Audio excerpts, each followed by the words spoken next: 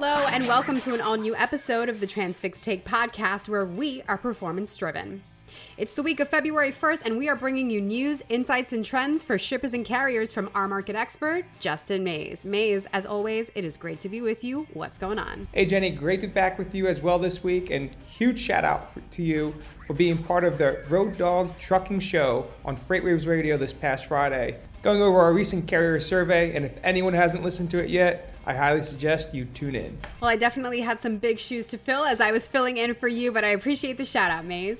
Now, I know we've got a lot to talk about, especially as it relates to winter weather. What have we got? Well, Jenny, let's get to it. The freight markets. This week, we were coming in, driving down a hill since the second week of January. That's in regards to rates, as they have declined rapidly, giving up all the gain experienced during the holiday and winter storm volatility in 2022. Fortunately for carriers, we're starting to see this decline slow. Tender rejections are stagnant along with rates. I don't think this changes the fact that we will still continue to see declines overall over the next 6 weeks, but they will be much slimmer week over week than we have experienced in the past few weeks. Which in a normal world would make total sense, Mays, but that's not how the supply chain works. So I know that we're head to head with a Black Swan event. Let's get into that and tell me what you know. Well, Jenny, great call out. There is a plot twist to this. We've said it multiple times. It's winter and the market can still have a misfire with any impactful storm.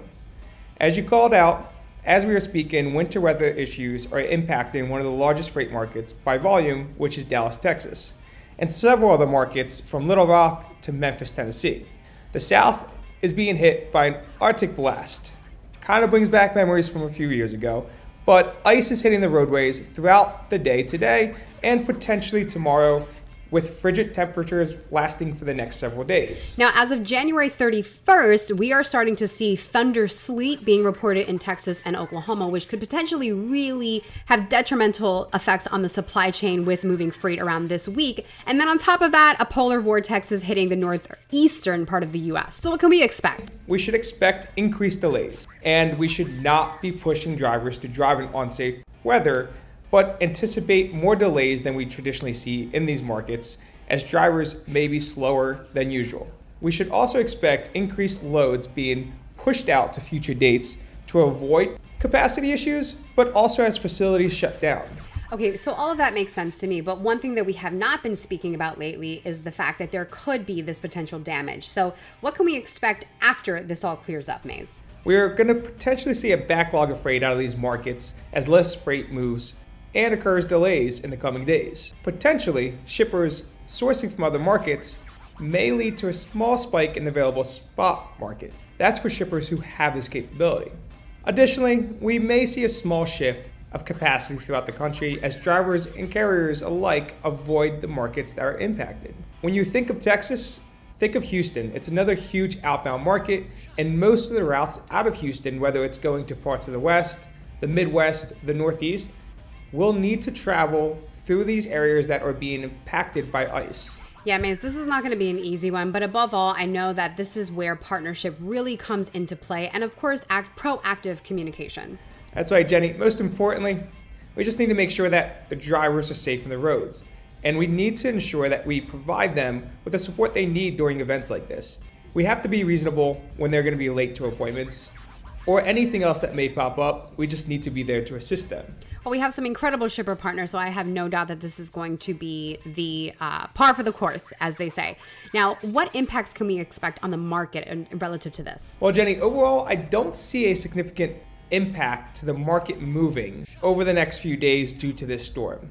I believe it'll be really zoned into just the impacted areas, and it's not like we're going to see rates skyrocket. It may just delay farther declining of the rates that we would have otherwise seen in these markets. But I'm sure next week we're going to dig a little bit deeper and see what the aftermath is and what other domino effects may have been caused by this winter storm. Okay, and for other parts of the country, I know that we're experiencing a little bit colder than normal, especially in the northeast. I can sit here and tell you that it's going to be 7 degrees later on this week as the highest temperature in the evening, but everyone else is pretty much experiencing what they normally would. So why don't we get into more of a regional breakdown and give us the numbers, Mays? Well, let's jump into it. The regional playbook. I think enough has been said for the South, and we made it pretty clear this winter storm is going to likely put a pause and potentially some pressure on the spot market over the next several days. We will keep a pulse here, and if this becomes a more meaningful shift of capacity and rising rates, along with any of the backlog of freight that we could potentially see hit the spot market. All right, and what about over on the West Coast, Maze? Well, Jenny, as for the West Coast, it continues to draw my attention as rates don't seem to be stopping their decline. The question is, when will it become unreasonable for drivers and carriers to head to the West Coast, as the pay leaving the West Coast puts a driver in a worse position than when they arrived? So I saw that shippers that normally or that have shifted over to the East Coast ports are now moving freight back into the California ports. Will that affect anything, Maze? Well, the potential for a slight increase in container volume from China after the Chinese New Year may help, but likely won't be a material impact, and rates will continue to decline for the coming weeks.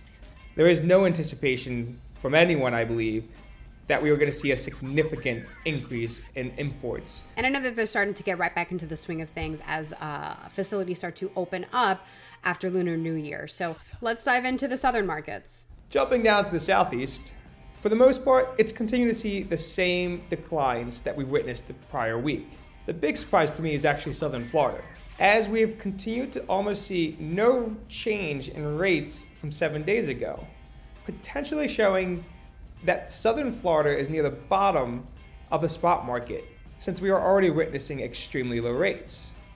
Other than southern Florida, the remainder of the southeast, including the largest market in the southeast being Atlanta, Georgia, we are still seeing declining spot rates. This is a market to keep an eye out for, especially as we approach the end of Q2 right before produce season. Interesting stuff there.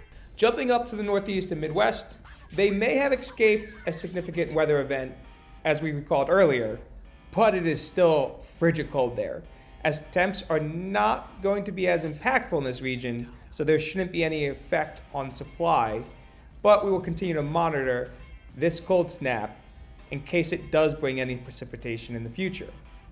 These temperatures are low, even for February. And up until today, the Midwest was the top market for carriers to be picking up in, as the Midwest continues to have the highest tender rejection rate. But I think over the next few days, pockets in the South may become more optimistic for carriers, as capacity potentially shifts due to the weather. Overall, we're still seeing the largest two markets by volume, Ontario, California, and Atlanta, Georgia, continue to see rates on a downward trend, steeper than smaller markets throughout the country.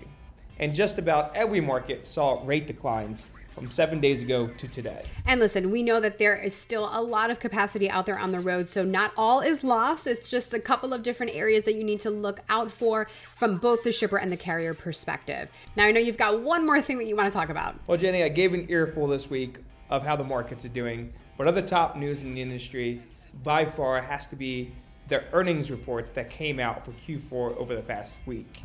And as many in the industry would have most likely expected, they were not so hot, and certainly not a mirror image to the previous few quarters. A slower than anticipated Q4 with declining rates on spot market and contract as well is certainly the culprit. Some of these earnings calls even pointed towards a similar outlook than we have said in recent weeks.